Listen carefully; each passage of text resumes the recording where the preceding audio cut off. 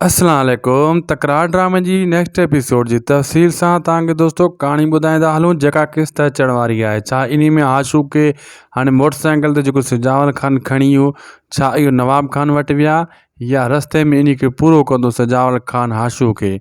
छा next episode में वाकई मीर हाणे नैना खे वठी ईंदो ऐं मूसा ऐं दरिया ख़ान खे आज़ादु कराइण में कामयाबु थींदो, या हिते नवाब खान इन खे धोखो ॾींदो, या मीर वरी नवाब खान के धोखो ॾींदो? छा लाला नेक्स्ट एपिसोड में सिजावल ख़ान के पूरो करण में कामयाबु थींदो, या लाला बदनाम थी यानी सिजावल ख़ान जे अॻियां ज़ाहिर थी पवंदो?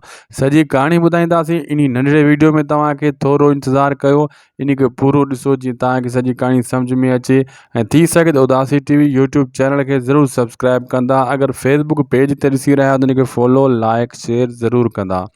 दोस्तों तफ़सील सां तव्हांखे कहाणी ॿुधाईंदा हलूं। पहिरीं ॻाल्हि त आशू खे जेको सटको ॾींदो सिजावल ख़ान ऐं मोटरसाइकिल ते इन खे वठी सिधो ई वेंदो नवाब खान वटि, उन खे धमकाईंदो ऐं आशू जी औकात उन्हनि जी औकात साम्हूं उन्हनि खे यादि ॾियारींदो त तव्हांजी कहिड़ी औकात आहे मुंहिंजे अॻियां अचण जी ऐं मां तव्हां सां छा कयां।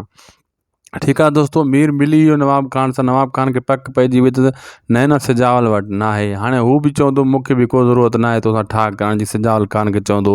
ऐं हाणे मीर खे हिकु ॿ किस्त जे अंदरि ॾिसंदो त मीर दोस्तनि खे छॾाइण जे लाइ नैना जी शर्त जेकी रखी वेठो आहे, अन क़रीब नवाब खान तंग थी इहा शर्त मीर खां क़बूलु कंदो ऐं इहा ॻाल्हि कंदो, मां मूसा ऐं दरिया ख़ान खां हथु पटियां थो, आज़ादु करायां थो, तूं नैना खे वठी आ।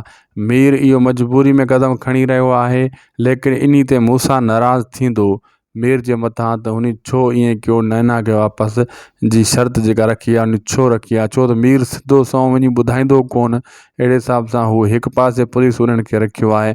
अने क़रीब नेक्स्ट एपिसोड में इहे सीन ॾिसण वटां मिलंदा तव्हांखे। असांखे ॾींदा इजाज़त। ख़ुदा हाफ़िज़।